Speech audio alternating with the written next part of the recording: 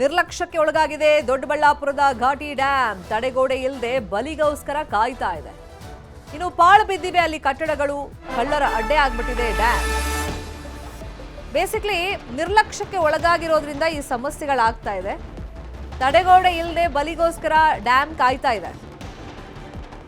ಕಟ್ಟಡಗಳು ಪಾಳು ಬಿದ್ದಿವೆ, ಪರಿಣಾಮ ಕಳ್ಳ ಕಾಕರ ಅಡ್ಡೆ ಆಗಿದೆ ಈ dam.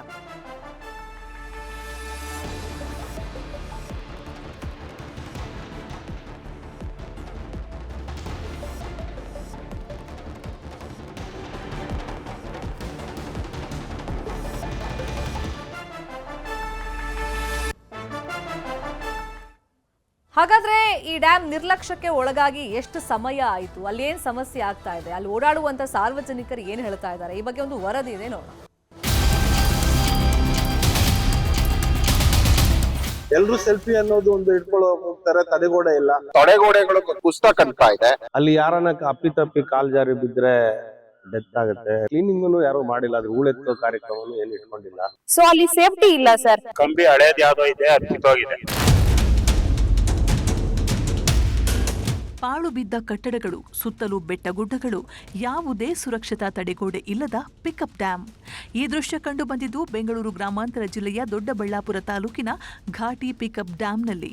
1917ರಲ್ಲಿ Bharat Ratna sir M Visvesvaraya ಅವರು ಈ ಪಿಕಪ್ ಡ್ಯಾಂ ಅನ್ನು ನಿರ್ಮಾಣ ಮಾಡಿದ್ರು. ದೊಡ್ಡಬಳ್ಳಾಪುರ ಭಾಗದ ಜನರಿಗೆ ಕುಡಿಯುವ ನೀರು ಸಿಗುವ ಉದ್ದೇಶದಿಂದ ಸುಮಾರು 8 ಮೀಟರ್ ಎತ್ತರದ ಹಾಗೂ 55 ಮೀಟರ್ ಉದ್ದದ ಈ ಡ್ಯಾಂ ಅನ್ನು ನಿರ್ಮಿಸಿದ್ರು. ಆದರೆ ಇಂದು ಈ ಡ್ಯಾಂ ನಿರ್ಲಕ್ಷ್ಯದ ಕೂಪಕ್ಕೆ ತಳ್ಳಲ್ಪಟ್ಟಿದೆ. ಡ್ಯಾಂ ಸುತ್ತಲಿನ ಕಟ್ಟಡಗಳು ಗಿಡಗಂಟೆಗಳಿಂದ ಆವರಿಸಿಕೊಂಡು ಭೂತಬಂಗಲಿಯಾಗಿದೆ. ಡ್ಯಾಂ ಬಳಿ ಯಾವುದೇ ಸುರಕ್ಷತಾ ತಡೆಗೋಡೆ ಇಲ್ಲ. ಪಿಕಪ್ ಡ್ಯಾಂ ಮೇಲೆ ನಡೆದು ಹೋಗಲು ಅಳವಡಿಸಿದ್ದ ಕಬ್ಬಿಣದ ರೇಲಿಂಗ್ಗಳು ಕೂಡ ಸಂಪೂರ್ಣ ಕಣ್ಮರೆಯಾಗಿವೆ. ನಾಗಾರಾಧನೆಗೆ ಪ್ರಸಿದ್ಧವಾಗಿದ್ದ ಘಾಟಿ ಸುಬ್ರಹ್ಮಣ್ಯ ದೇವಸ್ಥಾನದ ಪಕ್ಕದಲ್ಲಿರುವ ಈ ಡ್ಯಾಂ ಈಗ ಅಧಿಕಾರಿಗಳ ನಿರ್ಲಕ್ಷ್ಯಕ್ಕೆ ಸಾಕ್ಷಿಯಾಗಿದೆ. ಘಾಟಿಯಲ್ಲಿ ಒಂದು ಪಿಕಪ್ ಡ್ಯಾಮ್ ಇದೆ. ಇಲ್ಲಿ ಬರುವಂತ ಭಕ್ತಾದಿಗಳು ಇಲ್ಲಿನ ಪ್ರಕೃತಿಯ ಸೌಂದರ್ಯವನ್ನ ಸವಿಲಿಕ್ಕೆ, ಇಲ್ಲಿ ಸುತ್ತಮುತ್ತಲ ಬೆಟ್ಟ ಗುಡ್ಡ ಅಥವಾ ಈ ಒಂದು ಡ್ಯಾಮ್ ಅನ್ನ ನೋಡ್ಲಿಕ್ಕೆ ಹೋಗುವಂತ ಜನರಿಗೆ ಯಾವುದೇ ರೀತಿಯಾದಂತ ಸುರಕ್ಷತೆ ಇರೋದಿಲ್ಲ. ಇಲ್ಲಿ ಆ ಒಂದು ಪಿಕಪ್ ಡ್ಯಾಮ್ ಮೇಲೆ ಯಾರಾದ್ರೂ ಒಬ್ಬರು ನಡ್ಕೊಂಡು ಹೋದ್ರೆ ಇನ್ನೊಬ್ರು ಹೋಗೋದಕ್ಕೆ ಆಗೋದಿಲ್ಲ ಅಂತ ಒಂದು ಪರಿಸ್ಥಿತಿ ಇದೆ. ವಿಶ್ವೇಶ್ವರಯ್ಯ ಪಿಕಪ್ ಡ್ಯಾಮ್ ಪ್ರವಾಸಿಗರು ಬಂದಾಗ ದೇವಾಲಯದಲ್ಲಿ ದೇವ್ರ ದರ್ಶನ ಮಾಡಿಕೊಂಡು ಆ ಕಡೆ ವಿಹಾರ ಹೋದಾಗ ಅದಕ್ಕೆ ತಡೆಗೋಡೆದು ಒಂದು ಕೊರತೆ ಎದ್ದು ಕಾಣಿಸ್ತಾ ಇದೆ. ಎಲ್ರು ಸೆಲ್ಫಿ ಅನ್ನೋದು ಒಂದು ಇಟ್ಕೊಳ್ಳೋ ಹೋಗ್ತಾರೆ, ತಡೆಗೋಡೆ ಇಲ್ಲ. ಸರ್ ಎಂ ವಿಶ್ವೇಶ್ವರಯ್ಯ ಅವರು ಕಟ್ಟಿದಂತ ಪಿಕಪ್ ಡ್ಯಾಮ್ ಏನಿದೆ ಆ ಘಾಟಿ ಸುಬ್ರಹ್ಮಣ್ಯ ಕ್ಷೇತ್ರದಲ್ಲಿ ಅನಾಹುತಗಳಿಗೆ ದಾರಿ ಮಾಡ್ಕೊಡ್ತಾ ಇದೆ. ತಡೆಗೋಡೆಗಳು ಕುಸ್ತಕಂತ ಇದೆ. ಒಂದು ವಾಲ್ ಆಗ್ಲಿ ಕಟ್ಟಿ ಸೇಫ್ಟಿನ ಪ್ರವಾಸಿಗರಿಗೆ ಕೊಡ್ತಾ ಇಲ್ಲ.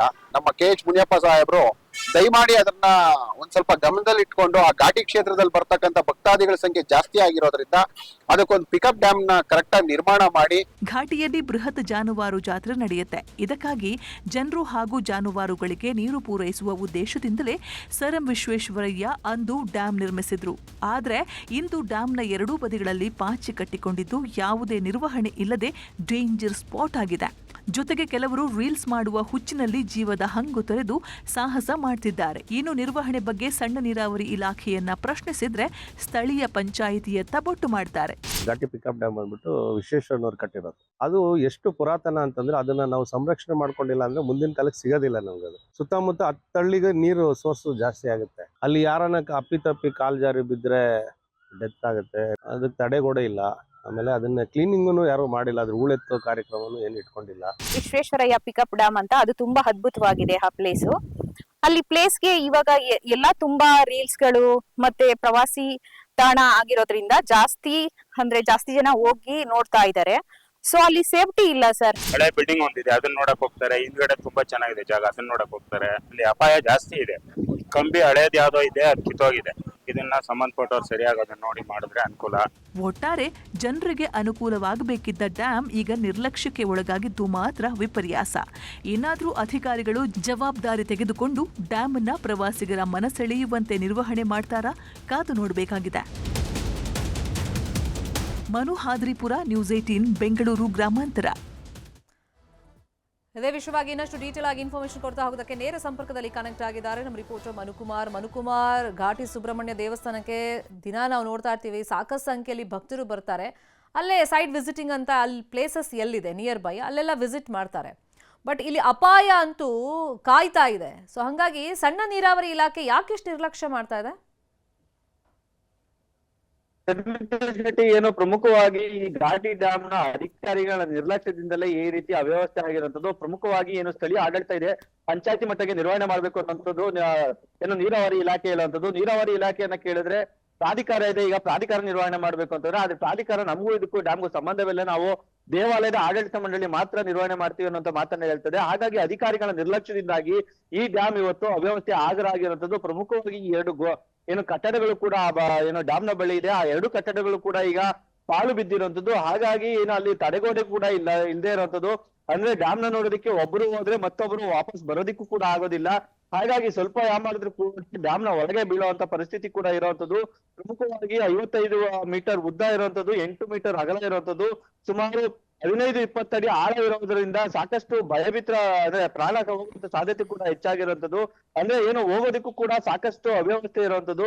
ಇನ್ನು ಪ್ರಮುಖವಾಗಿ ಡ್ಯಾಮ್ ನ ಕೆಳಭಾಗಕ್ಕೆ ಹೋಗ್ಬೇಕು ಅಂದ್ರೆ ಏನು ಸಂದುಗೊಂದಿಯಲ್ಲಿ ಹೋಗ್ಬೇಕಾಗಿರುವಂತದ್ದು. ಗಿಡಗಂಟೆಗಳು ಕೂಡ ಬೆಳ್ಕೊಂಡಿರೋದ್ರಿಂದ 4-5 ಹನಿ ಬಿದ್ರು ಕೂಡ ಅಲ್ಲಿ ಜಾರಿ ಕೆಳಗೆ ಬೀಳುವಂತ ಸಾಧ್ಯತೆ ಕೂಡ ಇರುವಂತದ್ದು. ಹಾಗಾಗಿ ಸರಿಯಾಗಿ ಆ ಡ್ಯಾಮ್ ನ ಬಳಿ ಜನರು ಬಂದು ಡ್ಯಾಮ್ ನ ನೋಡೋದಕ್ಕೂ ಕೂಡ ಆಗ್ತಾ ಇಲ್ಲ. ಇನ್ನು ಅಲ್ಲಿ ಒಳಭಾಗಕ್ಕೆ ಹೋಗಿ ಡ್ಯಾಮ್ ನ ವೀಕ್ಷಣೆ ಮಾಡೋಕ್ಕೂ ಕೂಡ ತಡೆಗೋಡೆ ಇಲ್ಲದೆ ಇರುವಂತದ್ದು. ಈ ಹಿಂದೆ ಏನೋ ಒಂದು ಕಬ್ಬಿಣದಿಂದ ಒಂದು ಅಂದ್ರೆ ತಾತ್ಕಾಲಿಕವಾಗಿ ಒಂದು ತಡೆಗೋಡೆಯನ್ನ ನಿರ್ಮಾಣ ಮಾಡಿದ್ರು, ಆದ್ರೆ ಈಗ ಅದು ಕೂಡ ಪೆಟ್ಟಾಗಿ ಬಿದ್ದೋಗಿರುವಂತದ್ದು. ಅದು ಇಲ್ಲದೆ ಇರೋದ್ರಿಂದ ಈಗ ಸಾಕಷ್ಟು ಅನಾಹುತಗಳಿಗೆ ಎಡೆ ಮಾಡಿಕೊಟ್ಟಿರುವಂತದ್ದು. ಹಾಗಾಗಿ ಈಗ ಕೆಲ ತಿಂಗಳ ಹಿಂದೆಲೂ ಕೂಡ ಇಲ್ಲಿ ದರೋಡೆಗಳು ಕೂಡ ನಡೆದಿರುವಂತದ್ದು. ಪ್ರವಾಸಿಗರು ಬಂದಂತ ಸಮಯದಲ್ಲಿ ಯಾರು ಇಲ್ಲದೆ ಇರುವಂತ ಸಮಯದಲ್ಲಿ ಅವ್ರು ಕೆಳಗಡೆ ಹೋದ್ರೆ ಅಲ್ಲಿ ಸ್ಥಳೀಯರು ಅಥವಾ ಕಳ್ಳಕಾಕರ ಕಾಟ ಕೂಡ ಹೆಚ್ಚಾಗಿರುವಂತದ್ದು. ಹಾಗಾಗಿ ಇಲ್ಲಿ ಡ್ಯಾಮ್ ನ ನಿರ್ವಹಣೆ ಮಾಡ್ಬೇಕು ಅನ್ನುವಂಥದ್ದು ಸಾರ್ವಜನಿಕರ ಆಗ್ರಹ ಆಗಿರುವಂತದ್ದು. ಶರ್ಮಿತಾ, ಫೈನ್. ಒಂದ್ ಕಡೆ ಕಳ್ಳಕಾಕರ ಕಾಟ ಆದ್ರೆ ಮತ್ತೊಂದ್ ಕಡೆ ಈಗಂತೂ ಸೋಷಿಯಲ್ ಮೀಡಿಯಾ ಜಮಾನ. ಒಂದ್ ಒಳ್ಳೆ ಪ್ಲೇಸ್ಗೆ ಹೋದ್ರೆ ಫಸ್ಟ್ ಅಲ್ಲಿಂದ ರೀಲ್ಸ್ ಮಾಡೋಣ, ವಿಡಿಯೋ ತಗೊಳ್ಳೋಣ, ಫೋಟೋಸ್ ತಗೊಳ್ಳೋಣ, ಈ ರೀತಿ ಹುಚ್ಚಾಟಗಳು ಜಾಸ್ತಿ ಮಾಡ್ತಾ ಇರ್ತಾರೆ. ನೀವಂದ್ರಿ ಆ ಡ್ಯಾಮ್ ರೀಚ್ ಆಗೋದು ಅಷ್ಟು ಈಸಿ ಅಲ್ಲ, ತುಂಬ ಕಷ್ಟ ಇದೆ ಅಂತೇಳಿ. ಕೆಲವರು ಆ ಕಷ್ಟಪಟ್ಟು ಹೋಗ್ತಾರೆ ಸೋಷಿಯಲ್ ಮೀಡಿಯಾದಲ್ಲಿ ಪೋಸ್ಟ್ ಮಾಡಬೇಕು ಅನ್ನೋ ಕಾರಣಕ್ಕೆ. ಅಲ್ಲೇನಾದ್ರೂ ಸೂಚನಾ ಫಲಕಗಳು ಹಾಕಿದಾರಾ ಇಲ್ವಾ? ಪ್ರಮುಖವಾಗಿ ಏನೋ ವೀಕ್ ಡೇಸ್ ಅಲ್ಲಿ ಶಾಲಾ ಕಾಲೇಜು ವಿದ್ಯಾರ್ಥಿಗಳು ಕೂಡ ಬರುವಂತದ್ದು. ಪ್ರಮುಖವಾಗಿ ಬೆಂಗಳೂರಿಗೆ ಕೂಗಲ್ತೆ ದೂರದಲ್ಲೇ ಇರ್ತಕ್ಕಂತ ದೇವಾಲಯ ಆಗಿರೋದ್ರಿಂದ ಸಾಕಷ್ಟು ಸಂಖ್ಯೆಯಲ್ಲಿ ಭಕ್ತಾದಿಗಳು ಕೂಡ ಆಗಮಿಸ್ತಾರೆ. ಅವರು ಬಂದಂತ ಸಮಯದಲ್ಲಿ ಏನೋ ಡ್ಯಾಮ್ ಇದೆ, ಆ ಡ್ಯಾಮ್ ನ ಕೆಳಭಾಗಕ್ಕೆ ಹೋದ್ರೆ ಒಂದು ಆಲ್ನೊರೆಯ ರೀತಿ ಏನೋ ನೀರು ಕೂಡ ಬರ್ತದೆ. ಹಾಗಾಗಿ ಡ್ಯಾಮ್ ನ ಮೇಲ್ ನೋಡೋದಕ್ಕಿಂತ ಕೆಳಭಾಗಕ್ಕೆ ಹೋಗಿ ನೋಡೋ ಸಂಖ್ಯೆ ಕೂಡ ಹೆಚ್ಚಾಗಿರ್ತದೆ. ಹಾಗಾಗಿ ಅವರು ಏನೋ ಸಂದುಗೊಂದಿಲಿ ಹೋಗ್ತಾರೆ. ಆ ಸಂದುಗೊಂದು ಹೋಗುವಂತ ಸಮಯದಲ್ಲೂ ಕೂಡ ರಸ್ತೆ ಅವರಿಗೆ ಕಾಣೋದಿಲ್ಲ. ಹಾಗಾಗಿ ಅಕ್ಕಪಕ್ಕ ಹಳ್ಳಿ ಕೊಳ್ಳದಲ್ಲೇ ಮನುಕುಮಾರ್ ಹಾಗೆ ಸಂಪರ್ಕದಲ್ಲಿರಿ. ಈ ಬಗ್ಗೆ ಮಾತನಾಡೋದಕ್ಕೆ ದೊಡ್ಡಬಳ್ಳಾಪುರದ ತಹಶೀಲ್ದಾರ್ ಆಗಿರುವಂತಹ ಮಲ್ಲಪ್ಪ ಅವ್ರು ನಮ್ಮ ಜೊತೆ ಫೋನ್ ಸಂಪರ್ಕದಲ್ಲಿ ಕನೆಕ್ಟ್ ಆಗಿದ್ದಾರೆ. ಸರ್ ನಮಸ್ಕಾರ. ನಮಸ್ಕಾರ, ಹೇಳಿ. ಈಗ ಡ್ಯಾಮ್ ಬಗ್ಗೆ ಆಕ್ಷೇಪಗಳು ವ್ಯಕ್ತವಾಗ್ತಿರೋದು, ಸೂಕ್ತ ರೀತಿಯಲ್ಲಿ ಅಲ್ಲಿ ತಡೆಗೋಡೆ ನಿರ್ಮಾಣ ಆಗಿಲ್ಲ, ಮತ್ತೊಂದ್ ಕಡೆ ಕಳ್ಳಕಾಕರ ಕಾಟ. ಸೊ ಒಂದು ಪ್ರವಾಸಿ ತಾಣ ಅಂತ ಆದ್ಮೇಲೆ ಅಲ್ಲಿ ದೇವಸ್ಥಾನಕ್ಕೆ ಸಾಕಷ್ಟು ಜನ ಬಂದೇ ಬರ್ತಾರೆ. ಸುತ್ತಮುತ್ತನೂ ಕೂಡ ಅಲ್ಲಿ ಒಂದಿಷ್ಟು ಪ್ಲೇಸಸ್ಗಳಿಗೆ ವಿಸಿಟ್ ಮಾಡ್ತಾರೆ. ಸಣ್ಣ ನೀರಾವರಿ ಇಲಾಖೆ ಯಾಕಿಷ್ಟು ನಿರ್ಲಕ್ಷ್ಯ ಮಾಡ್ತಿದೆ ಸರ್? ಈ ಕಂಪ್ಲೇಂಟ್ ನಿಮ್ಮ ಹತ್ರ ಬಂದಿದೆಯಾ ಈ ಮುಂಚೆ? ಇಲ್ಲ, ಈ ವಿಷಯ ನನ್ನ ಗಮನಕ್ಕೆ ಬಂದಿಲ್ಲ. ಸೊ ಈಗ ನಾನು ಸಂಬಂಧಪಟ್ಟ ಇಲಾಖೆ AW ಜೊತೆ ಮಾತಾಡ್ತೀನಿ. ಸೊ ಮಾತಾಡಿ ಕೂಡ್ಲೆ ಅದಕ್ಕೆ ವಿಸಿಟ್ ಮಾಡಿ ಏನು ಎಲ್ಲ ತಾವೇನ್ ಹೇಳ್ತಾ ಇದ್ರಿ, ಏನ್ ಗಮನಕ್ಕೆ ಬಂದಿದೆ ಆ ವಿಷಯ ಪರಿಶೀಲನೆ ಮಾಡ್ಲಿಕ್ಕೆ ನಾನು ನಿರ್ದೇಶನ ನೀಡ್ತೀನಿ. ಫೈನ್.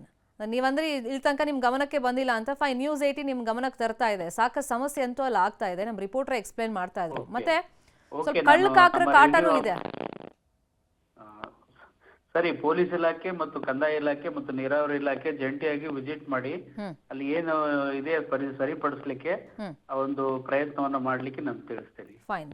ಥ್ಯಾಂಕ್ ಯು ಮಲ್ಲಪ್ಪ ಅವರೇ, ನಾವು ಫಾಲೋ ಅಪ್ ಮಾಡ್ತೀವಿ. ಮನುಕುಮಾರ್, ಈಗ ಅಧಿಕಾರಿಗಳು ಮಾತಾಡ್ತಾ ಹೇಳ್ತಾ ಇದ್ದಾರೆ ಅವ್ರ ಗಮನದಲ್ಲೇ ಇಲ್ಲ ಈ ವಿಷಯ ಅಂತ ಹೇಳ್ತಿದ್ದಾರೆ. ಶರ್ಮಿತಾ, ಏನು ತಹಶೀಲ್ದಾರ್ ಈಗ ಹೊಸದಾಗಿ ಬಂದಿರುವಂತ ಹಿನ್ನೆಲೆಯಲ್ಲಿ ಅವರಿಗೆ ಆ ಗಮನಕ್ಕೆ ಇಲ್ಲ ಅನ್ನೋಂತ ಮಾಹಿತಿ ಹೇಳ್ತಿರುವಂತದ್ದು. ಪ್ರಮುಖವಾಗಿ ಈ ಸಮಸ್ಯೆ ಹೊಸ ಸಮಸ್ಯೆ ಅಲ್ಲ, 7-8 ವರ್ಷಗಳಿಂದಲೂ ಕೂಡ ಈ ಸಮಸ್ಯೆ ಇರುವಂತದ್ದು. ಅಲ್ಲದೆ ಏನೋ ಇಲ್ಲಿ ಸಾಕಷ್ಟು ದರೋಡೆ ಪ್ರಕರಣಗಳು ಆಗಿರುವಂತದ್ದು. ಅಲ್ಲೇ ಪೊಲೀಸರು ಕೂಡ ಸ್ಪಾಟ್ ಮಾಜರ್ ಮಾಡಿ ವೆರಿಫಿಕೇಶನ್ ಕೂಡ ಆ ಸ್ಥಳದಲ್ಲಿ ಮಾಡಿದ್ದಾರೆ. ಆದ್ರೆ ಇದುವರೆಗೂ ಕೂಡ ಯಾವುದೇ ಒಬ್ಬ ಅಧಿಕಾರಿಗಳನ್ನು ಕೂಡ ಬೀಟ್ ವ್ಯವಸ್ಥೆಯನ್ನ ಮಾಡಿಲ್ಲ. ಅಂದ್ರೆ ಅಲ್ಲಿ ಒಬ್ಬ ಪೊಲೀಸರ ನಿಯೋಜನೆ ಮಾಡಿಲ್ಲ. ಮತ್ತೆ ವೀಕೆಂಡ್ ಅಲ್ಲೂ ಕೂಡ ಸಾಕಷ್ಟು ಪ್ರವಾಸಿಗರು ಕೂಡ ಬರ್ತಾರೆ. ಆದ್ರೆ ಆ ಟೈಮಲ್ಲೂ ಕೂಡ ಒಬ್ಬ ಪೊಲೀಸ್ ಅಧಿಕಾರಿಯನ್ನು ಸಹ ನಿಯೋಜನೆ ಮಾಡಿ ಬೀಟ್ ವ್ಯವಸ್ಥೆಯನ್ನು ಸಹ ಮಾಡಿಲ್ಲ. ಅಲ್ಲದೆ ಸ್ಥಳೀಯ ಆಡಳಿತ ಕೂಡ ಇದೆ, ಪಂಚಾಯತಿಗೆ ಎಲ್ಲಾ ರೀತಿಯ ಮಾಹಿತಿ ಕೂಡ ಇದೆ. ನಮ್ಮನ್ನ ಕೇಳಿದ್ರೆ ಅವರನ್ನ ಪ್ರಶ್ನೆ ಮಾಡಿದ್ರೆ ನಾವು ಗಿಡಗಂಟೆಗಳನ್ನ ಮಾತ್ರ ತೆಗಿಸಬಹುದು, ಅದನ್ನ ನಿರ್ವಹಣೆ ನಾವು ಮಾಡೋದಿಕ್ಕೆ ಆಗಲ್ಲ ಅಂತ ಅದಕ್ಕೆ ಉತ್ತರವನ್ನು ಸಹ ಕೊಡುವಂತದ್ದು. ಹಾಗಾಗಿ ಪ್ರಯಾಣಿಕರಿಗೂ ಕೂಡ ಸಾಕಷ್ಟು ಸಂಖ್ಯೆಯಲ್ಲಿ ಬರೋದ್ರಿಂದ ಸಾಕಷ್ಟು ಪ್ರಯಾಣಿಕರಿಗೆ ಅಪಾಯ ಕೂಡ ಹೆಚ್ಚಾಗಿರುವಂತದ್ದು. ಹಾಗಾಗಿ ಸ್ಥಳೀಯ ಆಡಳಿತ ಅಥವಾ ತಾಲೂಕು ಆಡಳಿತ ಕೂಡ ಇದರ ಬಗ್ಗೆ ಗಮನ ಹರಿಸಬೇಕಾಗಿರುವಂತದ್ದು ಶರ್ಮಿತಾ. ಫಾಲೋ ಅಪ್ ಮಾಡೋಣ ಸುದ್ದಿನ. ಥ್ಯಾಂಕ್ ಯು ಮನುಕುಮಾರ್, ಈ ಕ್ಷಣದ ಮಾಹಿತಿಯನ್ನು ಕೊಟ್ಟಿದ್ದಕ್ಕೆ. ಹಾನಗಲ್ನ ಕುಮಾರೇಶ್ವರ ಸಸ್ಯ ಉದ್ಯಾನ ಅಧ್ವಾನ ಎದ್ದು ಹೋಗಿದೆ. ನಿರ್ವಹಣೆ ಇಲ್ಲದೆ ಹಾಳಾಗ್ತಾ ಇದೆ. ಕೋಟಿ ಕೋಟಿ ಹಣ ವ್ಯರ್ಥ ಆಗ್ತಾ ಇದೆ. ಈಗ ತುಕ್ಕು ಹಿಡಿತಾ ಇವೆ ಆಟಿಕೆ, ಹಾಳಾಗ್ತಾ ಇದೆ ವಾಕಿಂಗ್ ಟ್ರ್ಯಾಕ್. ಎಲ್ಲವೂ ಅಂದ್ಕೊಂಡಂತೆ ಮೇಂಟೆನೆನ್ಸ್ ಆಗಿದ್ದಿದ್ರೆ ಇಷ್ಟೊತ್ತಿಗೆ ಸಾರ್ವಜನಿಕರಿಗೆ ಇವೆಲ್ಲವೂ ಕೂಡ ಉಪಯೋಗಕ್ಕೆ ಬರಬೇಕಾಗಿತ್ತು. ಆದರೆ ಕೋಟ್ಯಾಂತರ ರೂಪಾಯಿ ಖರ್ಚು ಮಾಡಿದ್ರು ಕೂಡ ಅದು ಹಾಳಾಗ್ತಾ ಇದೆ, ವ್ಯರ್ಥವಾಗಿ ಹೋಗ್ತಾ ಇದೆ. ಮಕ್ಕಳ ಆಟಿಕೆಗಳು ತುಕ್ಕು ಹಿಡಿತಾ ಇವೆ. ವಾಕಿಂಗ್ ಟ್ರ್ಯಾಕ್ ಅಂತ ಮಾಡಿದ್ದಾರೆ, ಆದರೆ ಅದು ವಾಕರ್ಸ್ಗೆ ಲಭ್ಯ ಇಲ್ಲ, ಅದು ಕೂಡ ಹಾಳಾಗಿ ಹೋಗ್ತಾ ಇದೆ. ಸಸ್ಯ ಉದ್ಯಾನ ಅಂತ ಹೇಳಿ ಹೆಸರಿಗೆ ಮಾತ್ರ ಅಲ್ಲಿದೆ, ದುಡ್ಡನ್ನು ಸುರಿದಿದ್ದಾರೆ, ಆದರೆ ಅಲ್ಲಿ ಮೇಂಟೆನೆನ್ಸ್ ಆಗಿಲ್ಲ. ಈ ರೀತಿ ಅಧ್ವಾನ ಎದ್ದು ಹೋಗೋಕ್ಕೆ ಕಾರಣ ಏನು? ಸಸ್ಯ ಉದ್ಯಾನ. ಸಾರ್ವಜನಿಕರು ಏನು ಹೇಳ್ತಾರೆ? ಮಕ್ಕಳಿಗೆ ಇದು ಆಟಿಕೆಗಳು ಯೂಸಿಗೆ ಬರ್ತಾ ಇಲ್ಲ, ಅಲ್ಲಿ ಏನು ಸಮಸ್ಯೆ ಆಗ್ತಾ ಇದೆ? ಕೋಟಿ ಕೋಟಿ ಹಣ ಸುರಿದ್ರು. ಆ ಬಗ್ಗೆ ಒಂದು ವರದಿ ಇದೆ, ನೋಡೋಣ.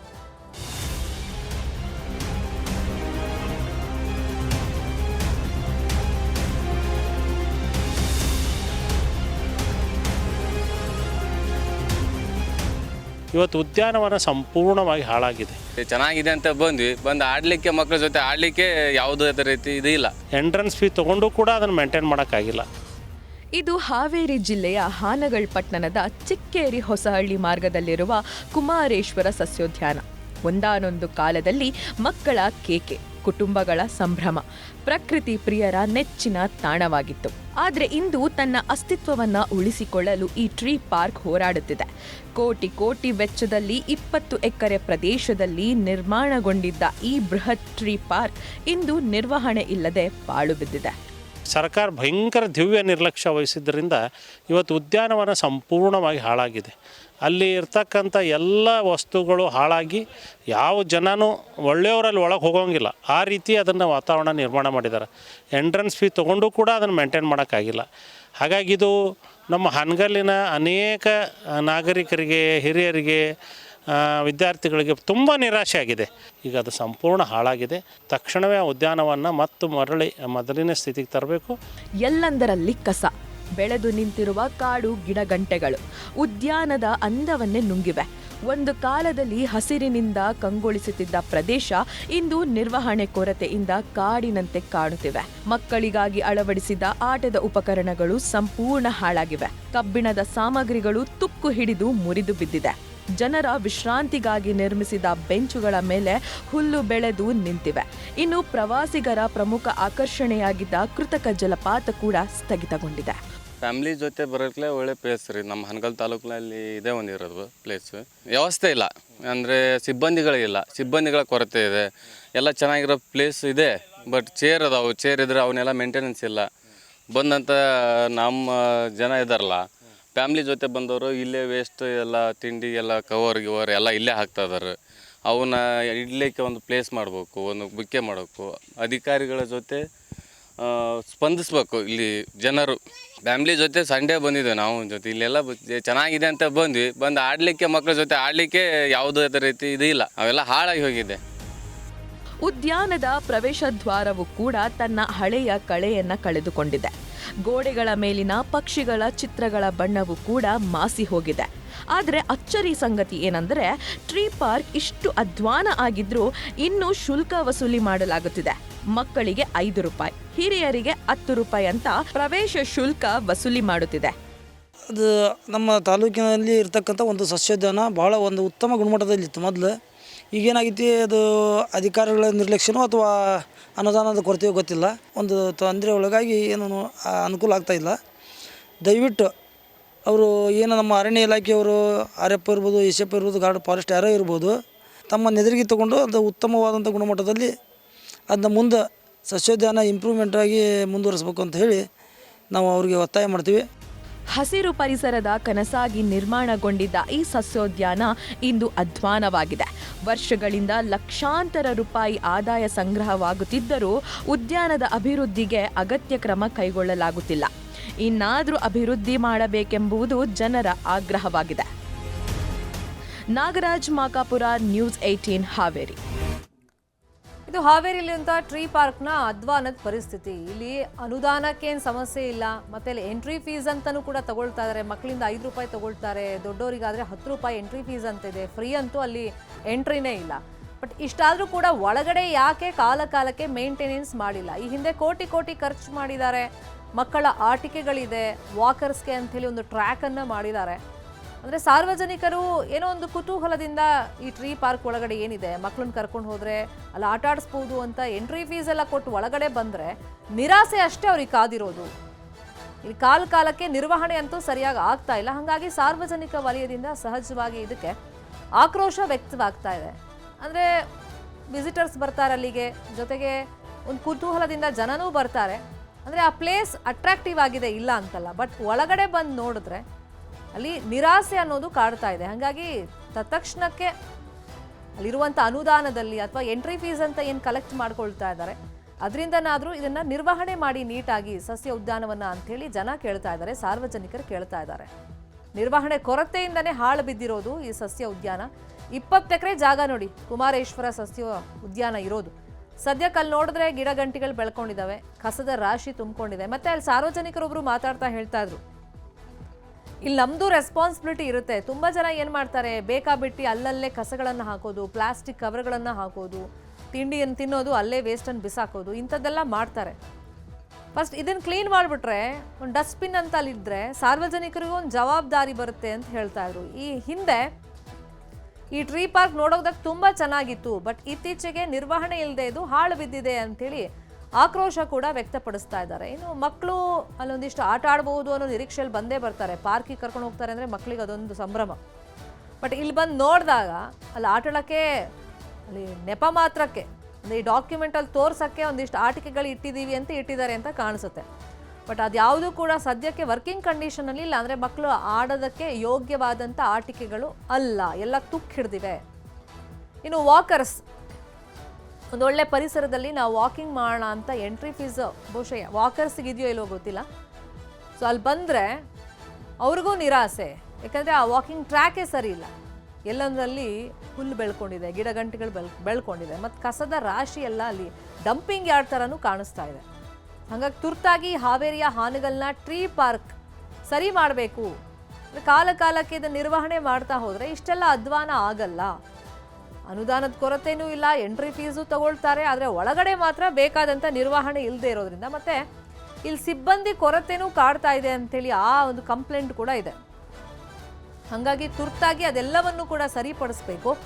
ಇನ್ನಷ್ಟು ಜನ ಅವಾಗ ಸಹಜವಾಗಿ ಇದಕ್ಕೆ ಬರ್ತಾರೆ. ನೀವೆಲ್ಲ ನಿರ್ವಹಣೆ ಮಾಡಿ ಎಂಟ್ರಿ ಫೀಸ್ ತಗೊಂಡ್ರೆ ಅದಕ್ಕೆ ಯಾರೂ ಅಬ್ಜೆಕ್ಷನ್ ಮಾಡಲ್ಲ. ಅಂದರೆ ಇಲ್ಲಿ ಸರಿಯಾಗಿ ಮೇಂಟೆನೆನ್ಸ್ ಮಾಡ್ತಾ ಇದ್ದಾರಪ್ಪ, ಸಿಬ್ಬಂದಿಗೆ ಸಂಬಳನೂ ಕೊಡಬೇಕು, ಹಾಗಾಗಿ ಎಂಟ್ರಿ ಫೀಸ್ ಕೊಡೋಣ ಅಂತ ಅವ್ರಿಗೂ ಮನಸ್ಸು ಬರುತ್ತೆ. ಇದೇ ವಿಷಯವಾಗಿ ಇನ್ನಷ್ಟು ಡೀಟೇಲ್ ಆಗಿ ಇನ್ಫಾರ್ಮೇಷನ್ ಕೊಡ್ತಾ ಹೋಗೋದಕ್ಕೆ ಫೋನ್ ಸಂಪರ್ಕದಲ್ಲಿ ಕನೆಕ್ಟ್ ಆಗಿದ್ದಾರೆ ನಮ್ಮ ರಿಪೋರ್ಟರ್ ನಾಗರಾಜ್. ನಾಗರಾಜ್, ಕೋಟಿ ಖರ್ಚು ಮಾಡಿ ಈ ಟ್ರೀ ಪಾರ್ಕನ್ನು ಮಾಡಿದ್ರೂ ಕೂಡ ಸರಿಯಾದಂಥ ಉಪಯೋಗಕ್ಕೆ ಬರ್ತಾ ಇಲ್ಲ. ನಿರ್ವಹಣೆ ಕೊರತೆ ಇಲ್ಲಿ ಎದ್ದು ಕಾಡ್ತಾ ಇದೆ. ಸಮಸ್ಯೆಗೆ ಮೂಲ ಕಾರಣ ಏನಿಲ್ಲಿ ನಾಗರಾಜ್?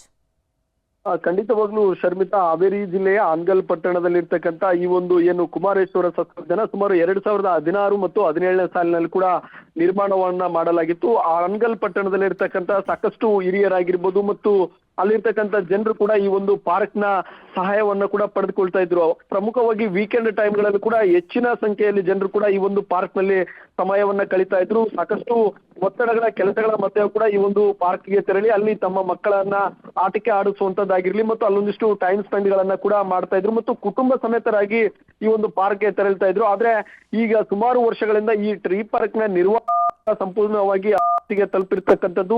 ಅರಣ್ಯ ಇಲಾಖೆಯ ಸುರ್ಪದ್ರಿಯಲ್ಲಿ ಕೂಡ ಈ ಒಂದು ಟ್ರೀ ಪಾರ್ಕ್ ಇರೋದ್ರಿಂದ ಅರಣ್ಯ ಇಲಾಖೆಯವರು ಕೂಡ ಇದನ್ನ ಮೇಂಟೆನೆನ್ಸ್ ಅನ್ನ ಮಾಡಬೇಕಾಗಿತ್ತು. ಆದ್ರೆ ಸರಿಯಾದಂತ ಇದಕ್ಕೆ ಹಣ ಬರದೇ ಇರೋ ಕಾರಣದಿಂದಾಗಿ ಅಲ್ಲಿ ಮೇಂಟೆನೆನ್ಸ್ ಅನ್ನು ಕೂಡ ಮಾಡ್ತಾ ಇಲ್ಲ. ಹೀಗಾಗಿ ಸಂಪೂರ್ಣವಾಗಿ ಟ್ರೀ ಪಾರ್ಕ್ ಕೂಡ ಬೇಜವಾಬ್ದಾರಿ ತನಕ್ಕೆ ತಲುಪಿರ್ತಕ್ಕಂಥದ್ದು. ಅಲ್ಲಿರ್ತಕ್ಕಂಥ ಸಂಪೂರ್ಣವಾಗಿ ಮಕ್ಕಳ ಆಟಿಕೆ ಸಾಮಾನುಗಳು ಕೂಡ ತುಕ್ಕಿಡಿದು ಎಲ್ಲವೂ ಕೂಡ ಹಾಳಾಗಿದ್ದಾವೆ. ಅಲ್ಲಿ ಮಕ್ಕಳು ಏನಾದ್ರು ಆಟಿಕೆ ಸಾಮಾನದ ಮೇಲೆ ತೆರಳಿದಂತ ಸಂದರ್ಭದಲ್ಲಿ ಅವು ಕೂಡ ಕಟ್ಟಾಗುವಂತ ಪರಿಸ್ಥಿತಿ ಕೂಡ ಸದ್ಯಕ್ಕೆ ಇರ್ತಕ್ಕಂಥದ್ದು ಮತ್ತು ವಾಕಿಂಗ್ ಟ್ರ್ಯಾಕ್ ಕೂಡ ಸಂಪೂರ್ಣವಾಗಿ ಹಾಳಾಗಿದೆ. ಹಿರಿಯರು ಬೆಳಗಿನ ಜಾವ ಯಾರಾದ್ರೂ ವಾಕಿಂಗ್ ಅಂತ ತೆರಳಿದಂತ ಸಂದರ್ಭದಲ್ಲಿ ಆ ಟ್ರ್ಯಾಕ್ ಮೇಲೆ ಕೂಡ ಹುಲ್ಲುಗಳು ಕೂಡ ಬೆಳೆದಿರೋದ್ರಿಂದ ಅಲ್ಲಿ ಇರ್ತಕ್ಕಂಥ ಜನರು ಕೂಡ ಆತಂಕದಲ್ಲಿದ್ದಾರೆ. ಇನ್ನಾದ್ರೂ ಮುಂದಿನ ದಿನಗಳಲ್ಲಿ ಸರ್ಕಾರ ಮತ್ತು ಜಿಲ್ಲಾಡಳಿತ ಮತ್ತು ಸ್ಥಳೀಯ ಶಾಸಕರು ಕೂಡ ಎಚ್ಚೆತ್ತುಕೊಂಡು ಈ ಒಂದು ಟ್ರೀ ಪಾರ್ಕ್ ಅನ್ನ ನಿರ್ವಹಣೆಯನ್ನ ಮಾಡಬೇಕು. ಮತ್ತೆ ಇದಕ್ಕೆ ಹೊಸತಾಗಿ ಅನುದಾನವನ್ನ ತೆಗೆದುಕೊಂಡು ಬಂದು ಇದನ್ನ ಸಂಪೂರ್ಣವಾಗಿ ಮತ್ತೆ ರೀಎಲಿವೇಶನ್ ಮಾಡಿದಂತ ಸಂದರ್ಭದಲ್ಲಿ ಇದು ಜನಸಾಮಾನ್ಯರಿಗೆ ಸಹಾಯಕ್ಕೆ ಬರುವಂತ ಸಾಧ್ಯತೆ ಕೂಡ ಇರ್ತಕ್ಕಂಥದ್ದು. ಶರ್ಮಿತಾ ಶೆಟ್ಟಿ. ಫಾಲೋ ಅಪ್ ಅಣ್ಣ. ಥ್ಯಾಂಕ್ ಯು ನಾಗರಾಜ್, ಈ ಕ್ಷಣದ ಮಾಹಿತಿಯನ್ನು ಕೊಟ್ಟಿದ್ದಕ್ಕೆ.